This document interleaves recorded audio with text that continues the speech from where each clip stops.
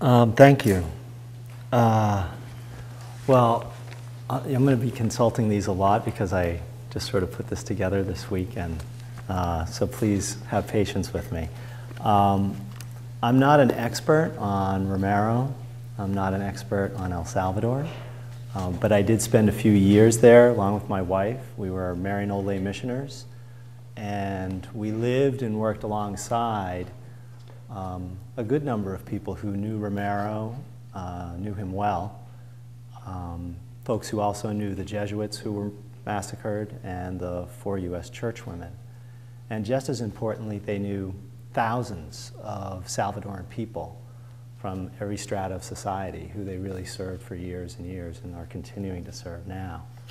But before, well, so I'm going to get into a little bit of at least what I picked up through osmosis by being there, surrounded by those types of people and living among Salvadorans for a few years. But before I get to El Salvador, I just want to say a word about Medellin. Are all of you familiar with the Bishops' Conference that took place in 1968 in Medellin? Anybody tell me sort of something big that came out of that or why that's a big deal?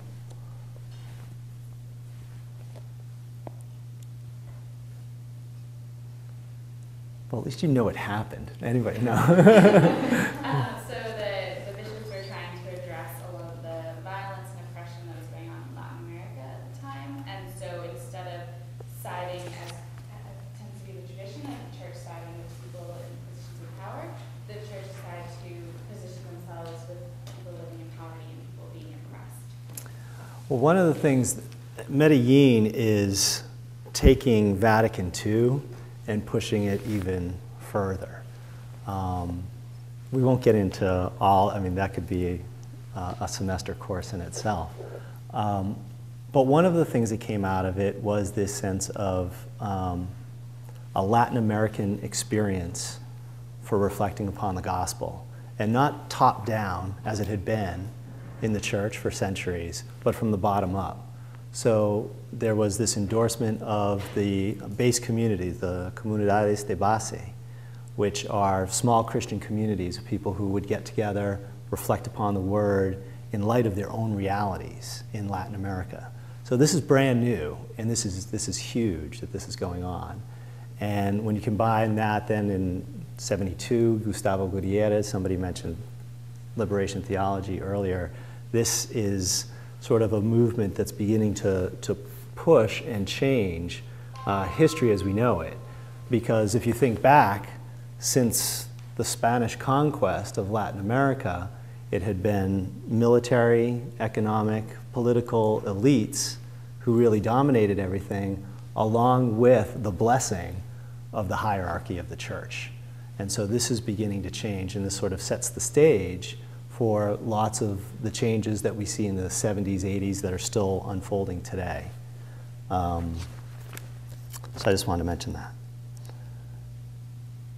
So one participant at Medellin was the Archbishop of San Salvador, Chavez, Luis Chavez was his name.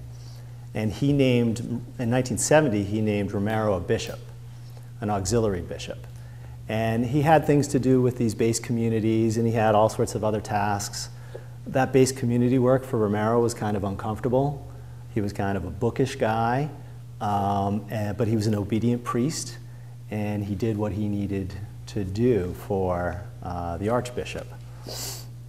But then he became Bishop of Santiago de Maria, which is this community like 2 hours southeast of the capital. I used to work there actually building houses. It's in the mountains, it's coffee country, it's beautiful. But this is where things begin to change for Romero, because he begins to have more contact with campesinos, with the poor, and he hears about the economic exploitation going on in the coffee farms and sees the powerlessness of these folks. And there was one incident where some campesinos, some coffee workers were murdered for trying to fight for their rights, argue for their rights. And it was one of those experiences that really began to impact Romero. One of the important things to think about is, we all have our worldviews, right? We have our understanding of how the world works. And Romero, like everybody else, had his own. But I think one of the things that a prophet has is that openness to seeing a situation, taking in new information, and adjusting that point of view and that worldview to reflect what's going on around him. And Romero certainly did that. So he's bishop there. This is sort of late 70s now, we're talking. The church is starting with these comunidades de base. That's a growing religious movement throughout Latin America. But there's other social movements that are also starting to get steam going. So there are folks who are beginning to organize for workers' rights or for land reform. So the consequence of this is they are coming up against the status quo. They're coming up against the power structures that have existed in Latin America for 500 years. And this is making the elites uncomfortable, and it's causing them to react with repression, with violence. So this is the context that Jenna was talking about. This is the context in which Romero becomes Archbishop of San Salvador in 1977. And he was considered, any of you who've seen the movie have a sense of this, he was considered a fairly safe choice at the time. They didn't think he was going to rock the boat. And probably initially he didn't think he was going to rock the boat either, although he had this conversion that had started in him in Santiago de Maria. But then less than 3 weeks after he becomes Archbishop, his friend Rutilio Grande, who's a pastor, a Jesuit priest, is murdered along with a catechist and a child. They're assassinated, really. And Romero knows Rutilio is a man of the gospel. He knows he's a good Christian. He knows he's not one of these communist priests, organizers that you were hearing about in the media in El Salvador at the time. And he tried to push the government to investigate the assassination and got nowhere with that. And I should say that any organizing at this time was seen as a threat. It didn't matter if it was about labor rights or land reform or because you wanted to break open the word in your community. Groups meeting together were seen as a threat by the powers. So does anybody know the theologian Walter Wink? Okay, never mind then. But he talks about a lot about the powers that be. And he talks about, and Romero talks about this as well, the powers are created by God, and they themselves are good. Money is good. Power is good. But they're misused. They're abused. They have fallen, but they need to be redeemed. So Walter Wink says this. Romero says this as well. But anyways, I digress. So as Romero sees that the government is doing nothing here in this Rutilio Grande case, he begins to see more clearly what the situation in the country for what it is. And he begins to see that what he believes should be a normal call for justice is simply not going to happen in this country in Rutilio's case. And he says, well, if I as Archbishop can't make that happen for this brother priest, what does it mean for the campesinos and other people in the country? So he begins to see things more clearly, speak out more forcefully. I said to Willa and Jenna last week when we were talking about this talk, I said, well, this is Romero inserting the church into a conflict within the society and taking the side of the poor. And I've since rethought that and said that's not quite right, because that assumes that the church is somehow separate or apart from the society. And after all, the church is the people of God, right?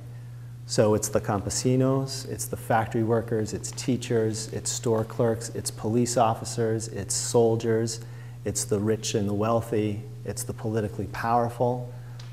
It's the torturers and the tortured. And so what's happening here is the society is breaking down, right? This common body of the people of God is at conflict within itself. And so it's not a matter of the church inserting itself, it's involved. And so Romero understands and believes that the church has to act in history, in human history. This is why God sent Jesus Christ, was to enter into human history. And Romero believes this equally. And the church is the reflection of God. The institutional church must, in order to serve its mission to the people, begin to act in the situation that they have. So I'd like to hear from Romero now. I think Jess has number one. The folks that are going to be reading, these are all from Romero's homilies. A church that doesn't provoke any crises, a gospel that doesn't unsettle, a word of God that doesn't get under anyone's skin, a word of God that doesn't touch the real sin of the society in which it is being proclaimed. What gospel is that? Very nice, pious considerations that don't bother anyone loves the world. That's the way many would like preaching to be. Those preachers who avoid every thorny matter so as not to be harassed, so as not to have conflicts and difficulties, do not light up the world they live in. And lighting up the world you live in was very big to Romero. Casting light where there was none. So the candle is here. He often uses that sense of lighting up in his homilies.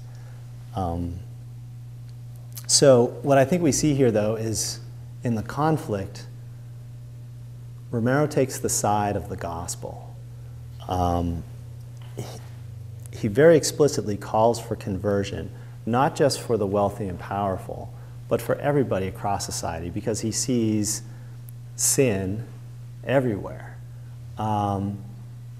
However, having said that, calling everybody to conversion, he also recognizes that it has been the wealthy and the powerful who have been benefiting from denying the dignity of the brothers and sisters, of the rest of the body of the church. And so, and they are reluctant at this point. If anything, they are digging their heels in. And so this is going to put them on a collision course with the gospel and with the church under the leadership of Romero. Let's keep going here. And it's really important to understand this is not just a socioeconomic struggle. Romero talks about the different sorts of liberation and understanding there's no complete liberation without a liberation of the soul and the spirit in Jesus. He warns against secularization of the struggle. He's also convinced that this conversion is necessary because the fear is that even if everything is okay, you've got your money, you've got your house, you've got your water, you've got your education, you've got your health care, if you don't have your faith, one way or another you're going to slip into selfishness, slip into greed, slip into patterns where you begin to deny the dignity of other people, lose sight of your own, and lose your connection with God, and then we're right back to this same sort of struggle and conflict in which he's engaged. So now I'd like to invite number 2 to read. Call to conversion. This is the mission entrusted to the church, a hard mission, to uproot sins from history, to uproot sins from the political order, to uproot sins from the economy, to uproot sins wherever they are. What a hard task! No one wants to have a sore spot touched, and therefore a society with so many sores twitches when someone has the courage to touch it and say, you have to treat that, you have to get rid of that, believe in Christ, be converted. In another homily, he says, it would be worthless to have an economic liberation in which all the poor has their own house, their own money, but we're all sinners, their hearts estranged from God. What good would it be? I mean, in this sense, I think above all else, Romero is a pastor. He's the shepherd of a flock. And he worked to call each individual to a life of faith. And he also recognizes that he can't do that alone, that the vineyard needs workers. And he invites other people to be involved in that mission of the church. And so number 3, where's number 3? Carolyn. How beautiful will be the day when all the baptized understand that their work, their job, is a priestly work. That just as I celebrate Mass at this altar, so each carpenter celebrates Mass at his workbench, and each metalworker, each professional, each doctor with the scalpel, the market woman at her stand is performing a priestly office. How many cab drivers I know listen to this message, there in their cabs. You are a priest at the wheel, my friend. If you work with honesty, consecrating that taxi of yours to God, bearing a message of peace and love to the passengers who ride in the cab. And another homily, he says, when I am told in a mocking tone that I think I am a prophet, I reply, God be praised, you ought to be one too. I love this. You know, he's not excusing anybody from the responsibility to take part in this. It's everybody's job to build the kingdom. And I think this is another aspect of the prophet, that invitation. So, yeah, he's all about the incarnational and invitational church, engage with the people of God. God, I think Romero believes, I believe too, God wants us to be our authentic selves. And the more we do that, the closer we grow to God. And when we do that, we become more aware of our own dignity as creations of God. And we become more aware of that same dignity in others. And this becomes the path to peace and justice. So there's one, I want to give an example, though, of this very concrete aspect of Romero as well. Yesterday I was listening to the radio, and the author of Revolution 2.0 was on. This was the Egyptian-born Google guy who started the Facebook page in Egypt and helped to manage all the Twitter feeds that brought about the revolution in Egypt last year. And he was talking about these tools of the revolution, how important that ability to communicate with each other was. And Romero did the same. 8 o'clock Sunday morning, his Mass was on the radio for the whole country to hear when the radio station was not being bombed or jammed or whatever, attacked in some other way. And so imagine people, as far as they could listen to his word, are around the country. This is the only way they get news, true news. Romero sees himself as having to cast light upon the truth. And he's sending that out through his homilies, through his masses, to other people around the country so they know what's going on. And he talks about who's being killed where and who's responsible for it. And he says people's names. He addresses people directly. And I know meeting people in different parts of El Salvador who talk about this to this day, about how important those homilies were during this struggle. It gave them hope, and it gave them knowledge about what was happening in the rest of the country. And they knew that what I'm experiencing here in my little canton is not unique. This is going on in other parts of the country. So I just had to share that. So as a pastor, Romero wants his people to follow Jesus. He wants to follow Jesus. I think any of us who are Christian want to do the same, and we try to do the same, but it's hard because when you begin to follow Jesus, you can't help but see the cross up in front of you, and so you're sort of like, oh yeah, Jesus, I'm with you. I'm following, I'm right there with you, but could we just go to the left a little bit there, or could we just go to the right? I don't want to go right where you're going because it's hard.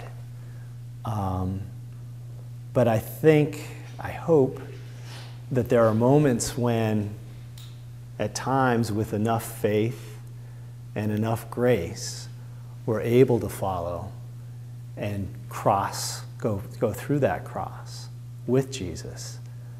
And I like the image of finding him on the other side when you break through, arms open, ready for an embrace. And this is the moment, I think, at which we come the closest to experience God's perfect love. And then boom, it's gone. We're back again, and we're being called and asked to follow Jesus again through another cross.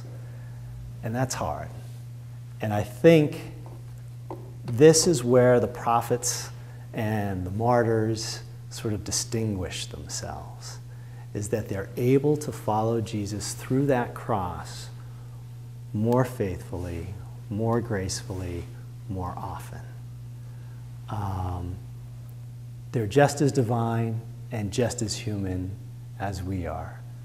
But this is what distinguishes them, I think, is that ability to continue to do it. And I think this is where they find their strength. This is where they are able to find what they need to find to continue, to persevere, to speak more loudly. Because you don't, the prophets, you don't get to a point with prophets where they say, oh, that stuff I said yesterday, I've been rethinking that. I think I was all wrong. No, if anything, they go deeper. They love more radically, call for more radical love. So, where did Romero's faithful following take him? It took him to the homily of March 23rd, 1980. He begins by saying, "Let no one be offended because we use the divine words read at our Mass to shed light on the social, political, and economic situation of our people. Not to do so would be unchristian. Christ desires to unite himself with humanity so that the light he brings from God might become life for nations and individuals." So like I spoke about before, he goes on to deliver the news from around the country, and he names some of the dead. Or as number 4, if you could read that now.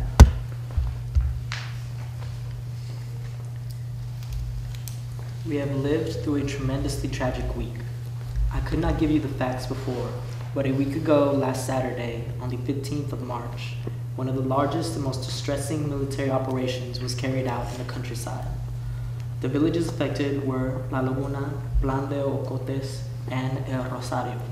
The operation brought tragedy. A lot of ranches were burned. There was looting, and inevitably people were killed.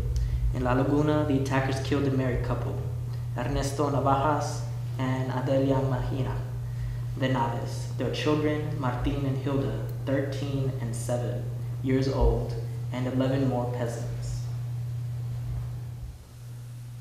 So he concludes this homily speaking directly to the perpetrators of this violence. And so we're going to listen to him say it, and then Will is going to read what he says in English. No, after.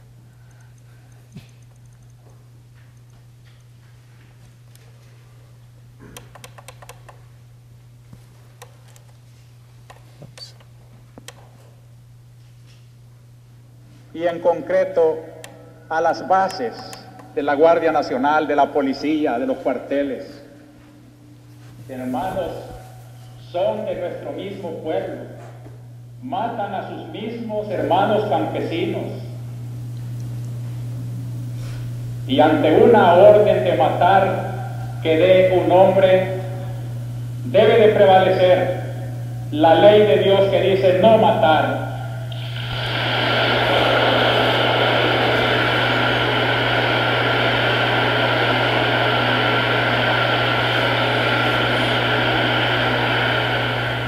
Ningún soldado está obligado a obedecer una orden contra la ley de Dios.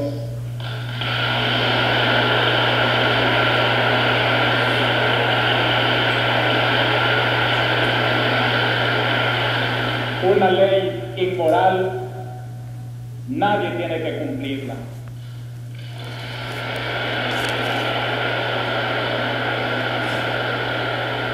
Ya es tiempo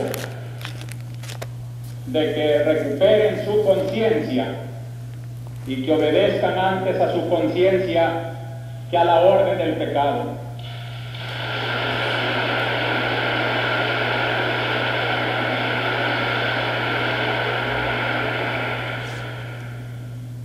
La Iglesia, defensora de los derechos de Dios, de la ley de Dios, de la dignidad humana, de la persona, no puede quedarse callada ante tanta abominación. Queremos que el gobierno tome en serio que de nada sirven las reformas si van teñidas con tanta sangre.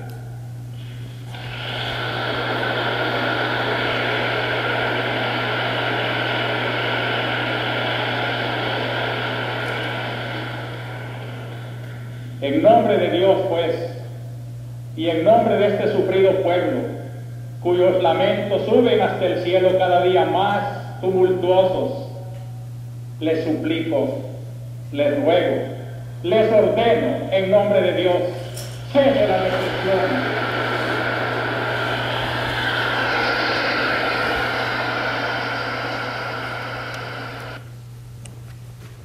So Will's going to read what we just heard in English.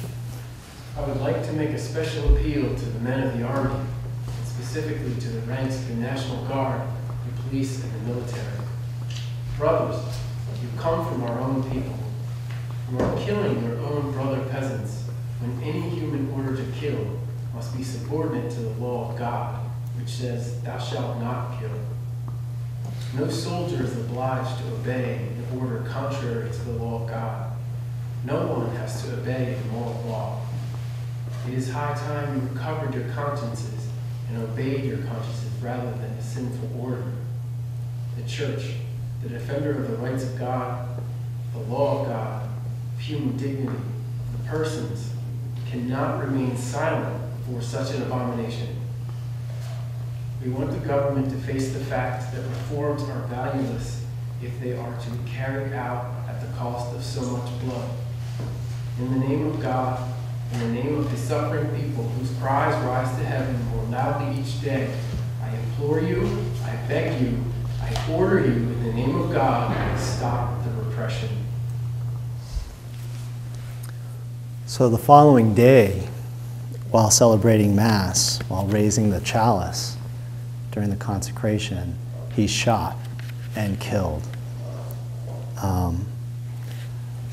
For the powers that be, he went too far. He followed Jesus through that cross too faithfully, too often, and so he had to be hung on his own. But the story doesn't end with Romero's death, as we were talking about the number of people who continue to talk about him, the way he lives among the people today. I mean, here we are in the suburbs of Philadelphia 30 years after the death of this Salvadoran priest, and we're talking about him. But it's not just here. I was trying to figure out how I was going to end this talk. The other night I was reading some of the homilies to prepare for this, and the phone rang. It was just about 8 o'clock, and it was my best friend from El Salvador named Hector. And this guy has taught me more about being a Christian than anybody I've ever met in my life.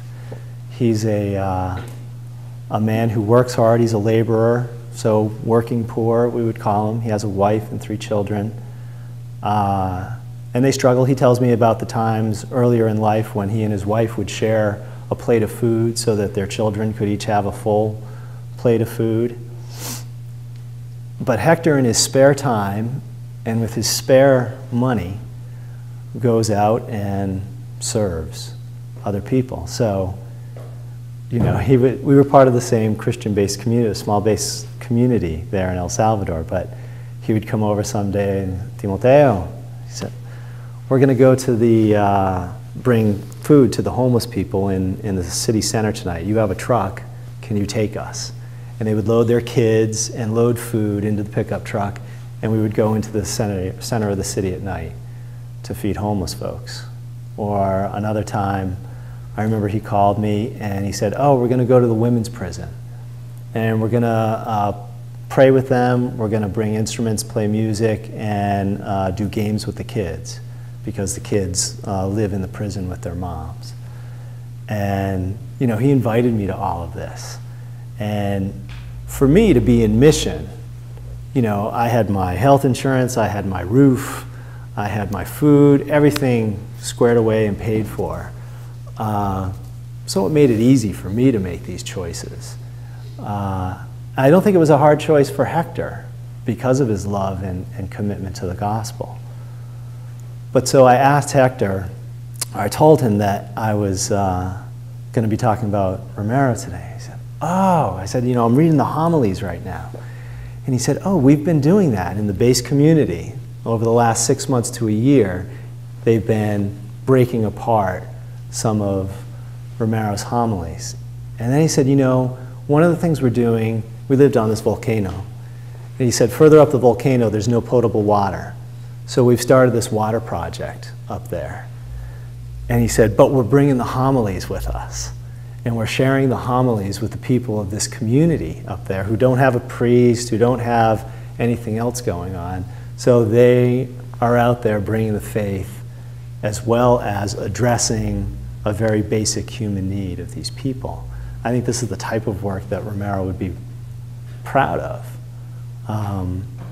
He also told me, I said, you know, if I was going to tell the students anything, what would I say? What should I say? And he reminded me of every Sunday, I don't know if it's every Sunday or one Sunday a month, there's what they call the Romero Mass at the cathedral in San Salvador. It's down in the basement where his crypt is located. And different community organizations take responsibility for putting on this Mass.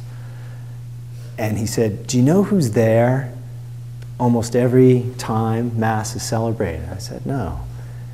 And he said, it's the sister of, I always mess up his name, Diabuson, who was this far-right military commander, later became president, but he's largely considered the one responsible for ordering and orchestrating Romero's death and the massacre of the Jesuits. And he said, yeah, his sister is there all the time. He said, this is the conversion. This is what Romero worked towards throughout El Salvador with all the people. And he said, and she's there faithful every time, paying homage to him. So that's really all I wanted to share with you all today.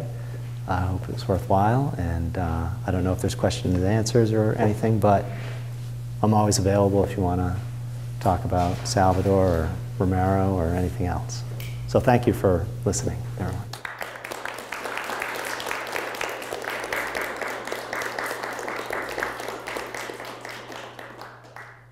And we definitely do have time for a few questions. Okay. Will? You kind of alluded to it a little bit, but what were some of the things that happened after his death? Well, the Civil War started. I mean, all of this takes place, you know, his 3 years as Archbishop is before the start of the actual Civil War, which then rages for 12 years and kills 75,000 Salvadoran people. You know, so his death is sort of marks the beginning of that period when things really disintegrate into uncontrollable, brutal, unspeakable violence, not just in there are other places where you'll hear numbers that are worse, but the stories that you hear of the torture, the massacres, the ways that people were killed, it's just unbelievable. So that's one thing that happened was the Civil War. I will say one thing, I think this is important too. When I was there, it was like the 10-year anniversary of the end of the war. And I asked this, I was working with Daughters of Charity of St. Vincent de Paul. I asked this one sister who was from El Salvador, I said, so 10 years after the war, is El Salvador better off today than it was during the war? And she said, in terms of poverty, no.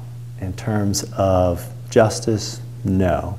She said, the one thing that's better is that at night when the sun's going down, you don't have people, men, with guns coming into your community and asking which side you're on. And you're not sure how to answer because you're not sure which side they're on. She said, so that fear, that terror is gone. So you lived there for years, and I'm guessing now, like, you come back and you're in, like, a nice warm home and everything's, like, good and nice. So, like, how do you, like, keep these, like, messages, like, in the forefront of your mind now and in the forefront of your children's minds who, like, may not have seen it all? Yeah, that's really the challenge. Anybody who's been on a service break knows how hard it is to continue to keep that experience present and informing and influencing the way you live today. I mean, I don't know, it's hard. I continue to struggle and try to integrate the whole experience. Doing something like this helps. I hadn't really thought about what Romero meant to me until they asked me to do this, and so this is the type of thing that really helps. But you know, you make very conscious decisions about your life, what type of career you want to choose, you know, how you use your resources. We were just doing our taxes. It's kind of embarrassing. And my wife said, you know, oh, well, this was our charity deduction for the year. And we both looked at it and we said, that's really pretty low. We said, we really didn't give enough away, did we? And you know, that's just sort of the way you realize that that experience in Salvador changes you. You know, as far as my kids go, my younger son, my oldest son was made in El Salvador, so he's a product of El Salvador. We came home for the birth, but he was conceived there, and then we brought him back when he was like 2 months old. So he spent his first year in El Salvador with us. We're hoping to take them back down there maybe next year. My youngest son, his middle name is Romero. So we share stories with them. They see the Salvadoran cross on the wall. They hear me speaking Spanish. I've worked the last 5 years in Hispanic ministry. So we're able to educate without sort of overwhelming a 9-year-old and a 6-year-old. But it's so interesting how much they pick up from our experiences. There was, when my older son was in kindergarten or first grade, they asked him to define like a river. I think it was a river or a lake. And he said, oh, a lake is where poor people get water. And I was just like, wow, you know, I mean, there's something that he picked up from that. But that continues to be a challenge. And I wish I had a really good answer on the magic trick to do it, but I don't.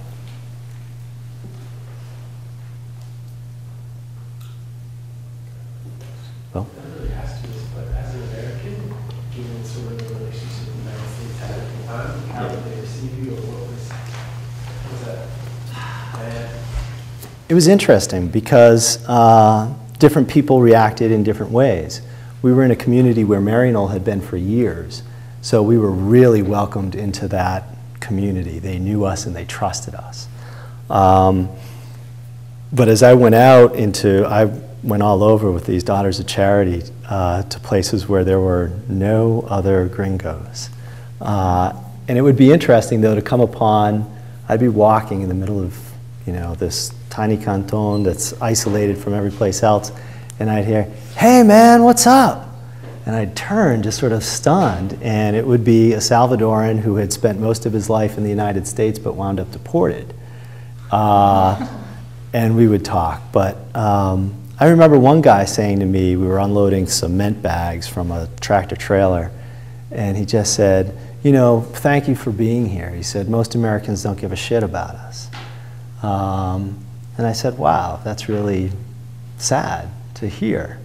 I had a sister that I worked with, Sordori. She was from Guatemala.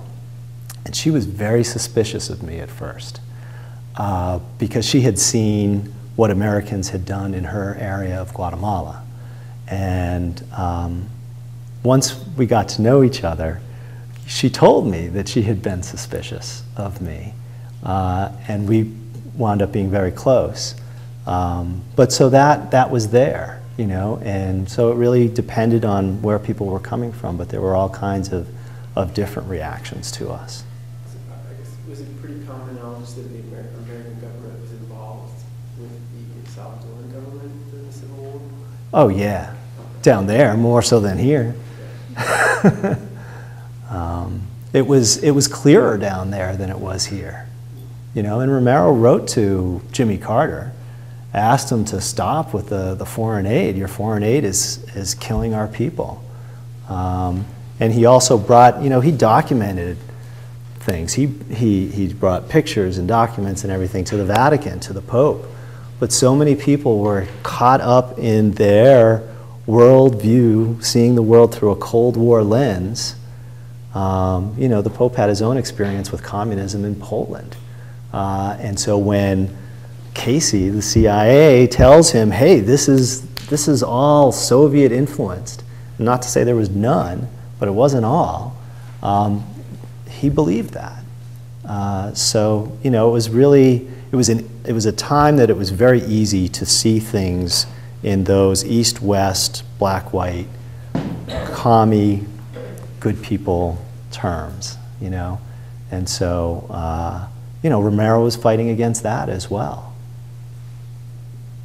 and other people. Time for one or two more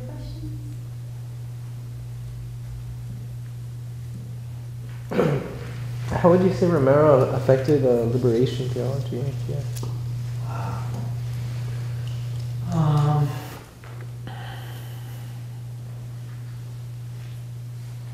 Not even sure how to answer that. I mean, liberation theology had its own power. You know, and so he is, in this moment, he becomes a focus. Not the only, there were other folks as well.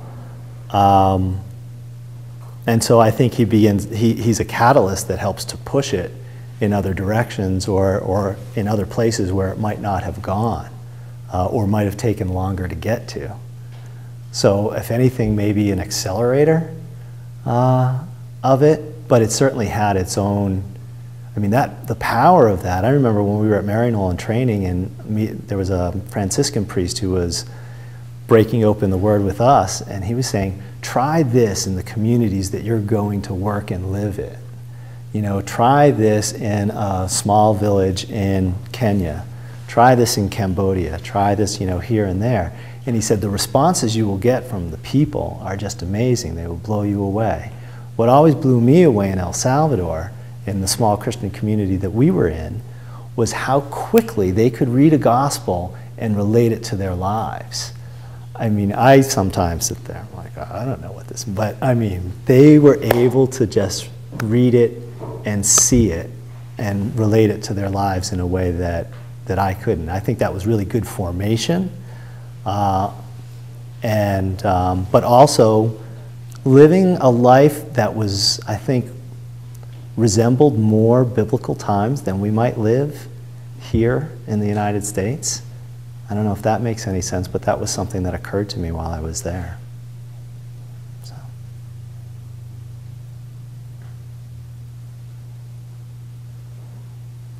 Bueller.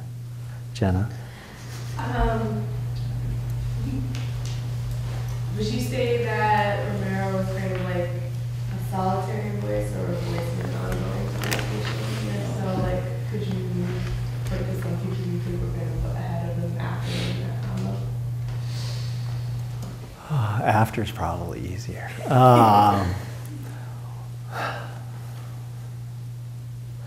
Well, yeah. with thinking within the Latin America context, I think of Roy Bourgeois, who is all about the, I mean, he got Mariano kicked out of El Salvador for 10 years by disappearing with the guerrillas.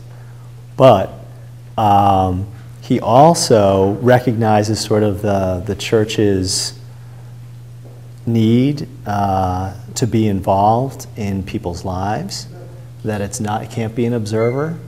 I mean, he's one that I would certainly talk about, and taking risk. And you know, the way he got arrested the first time down in Georgia at the School of the Americas was playing that homily outside the barracks of the Salvadoran soldiers who were being trained in Georgia.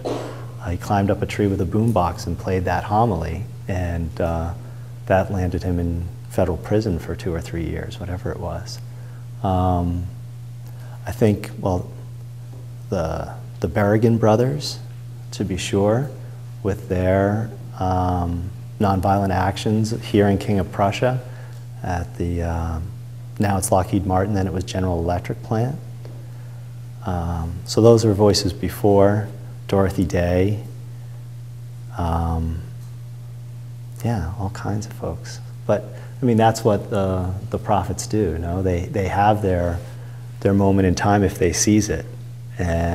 But the message, you know, one of the other songs on this is the prophet. You can kill the prophet, but you can't silence the voice or the message.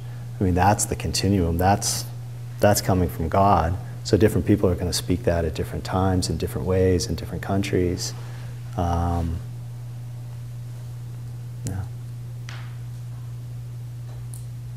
I'm prepared for that question. Thank you. Thank you.